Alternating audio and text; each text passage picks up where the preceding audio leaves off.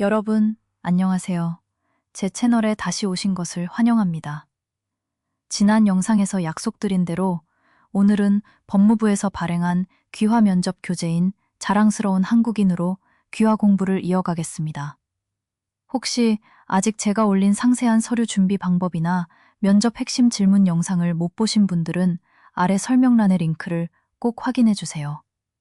자, 그럼 오늘은 일부분 제2장 한반도의 지정학적 위치를 함께 살펴보겠습니다. 보시다시피 법무부 교재는 그림으로 아주 잘 나와 있어서 공부하기 참 좋은데요. 그래도 효과적으로 학습하려면 내용을 천천히 읽으면서 핵심을 파악하는 것이 중요합니다.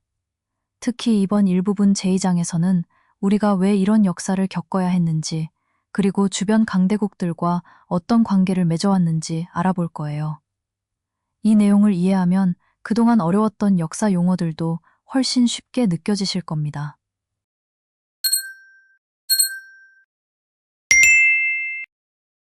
이제 16페이지를 통해 반도의 정의를 함께 알아볼까요? 지리적으로 반도는 삼면이 바다로 둘러싸여 있고 한쪽은 육지로 연결된 땅을 말하는데 그림의 화살표가 이를 잘 보여주고 있습니다. 우리나라는 바로 이러한 반도 지형에 위치하고 있기 때문에 한반도라고 부르는 것이죠. 하지만 여기서 꼭 기억해야 할 점이 있습니다. 한반도 전체가 우리나라인 것은 아니며 그림 속 사과가 반으로 나뉘어 있는 것처럼 대한민국은 이 한반도의 아래쪽 절반 정도를 차지하고 있다는 사실입니다. 이러한 지리적 범위를 정확히 이해하는 것은 국적시험을 준비하는 분들에게 아주 기본적이고 중요한 내용이니 꼭 기억해 두시기 바랍니다.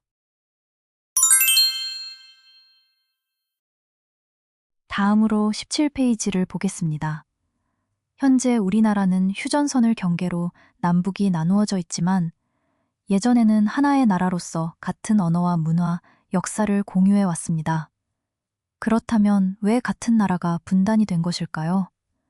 여기에는 여러 원인이 있지만 우선 반도라는 지리적, 지정학적 특수성을 빼놓을 수 없습니다. 반도는 대륙과 바다를 연결하기 때문에 과거부터 문화 교류가 활발하다는 장점이 있었지만 반대로 주변 강대국들의 끊임없는 간섭과 영향을 받을 수밖에 없다는 단점도 있었습니다. 이러한 지정학적 위치가 우리나라의 역사와 분단 과정에 깊은 영향을 미쳤다는 점을 이번 페이지를 통해 꼭 이해하시기 바랍니다. 18페이지에서는 한반도가 왜 남북으로 분단될 수밖에 없었는지 그 역사적 배경을 다루고 있습니다. 한반도 주변에는 중국, 러시아, 일본과 같은 강대국들이 자리 잡고 있으며 이들은 과거부터 우리 땅에 많은 관심을 두고 있었습니다. 특히 중국과 일본으로부터 지속적인 침입을 받아왔고 20세기에는 일본의 식민 지배를 35년 동안이나 겪는 아픈 역사를 가지고 있습니다.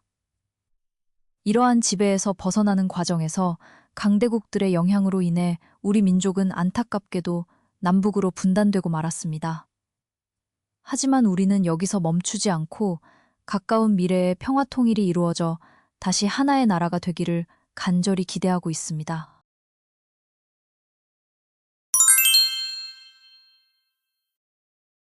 19페이지에서는 우리나라가 어떻게 일본의 식민 지배를 받게 되었는지 그 배경을 설명합니다. 서구 열강이 동양을 침략하던 시기, 우리나라는 주변 강대국인 일본, 중국, 러시아의 침략 위협을 받게 되었습니다.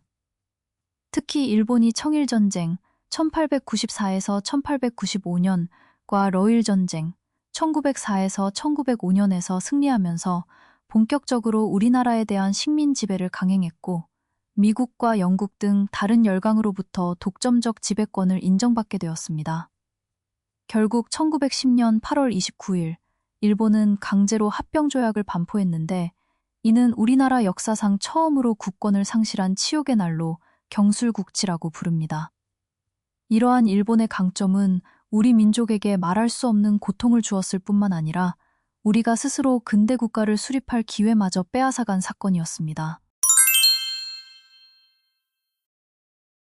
우리가 배운 역사와 지정학적 관계를 정리해보는 20페이지의 핵심 내용을 함께 살펴봅시다.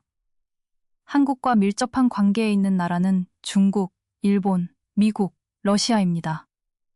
먼저 중국은 역사적으로 한자, 유교, 불교 등 문화적 영향을 많이 주었고, 현재는 한국의 최대 교역국이죠.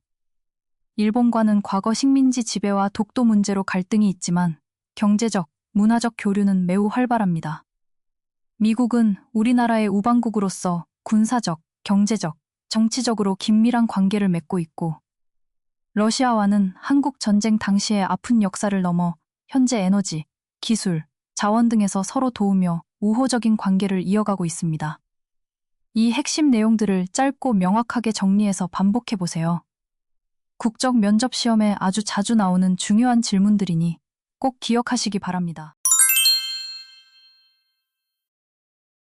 이렇게 오늘은 시험에 꼭 필요한 핵심 내용을 함께 정리해 보았습니다. 하지만 여러분, 여기서 끝이 아닙니다. 혹시 이전 영상들을 놓치셨다면 지금 바로 다시 확인해 주세요. 이전 영상들에서는 시험에 자주 나오는 핵심 질문들만 뽑아 가장 쉽고 명확하게 설명해 드렸거든요. 특히 한 질문 한 답변 형식의 짧은 영상들은 정말 중요합니다. 따로 외우려 애쓰지 마시고 반복해서 보고 또 따라 읽어보세요. 어느새 자연스럽게 머릿속에 기억될 거예요. 매일 조금씩 꾸준히 공부해보세요. 저 또한 한국에 대해 하나씩 배워갈 때마다 스스로가 자랑스럽게 느껴지고 곧 대한민국 국민이 된다는 사실에 가슴이 벅차오르곤 합니다. 여러분도 저와 같은 마음일 거라 믿어요. 여러분의 합격을 진심으로 응원합니다. 파이팅!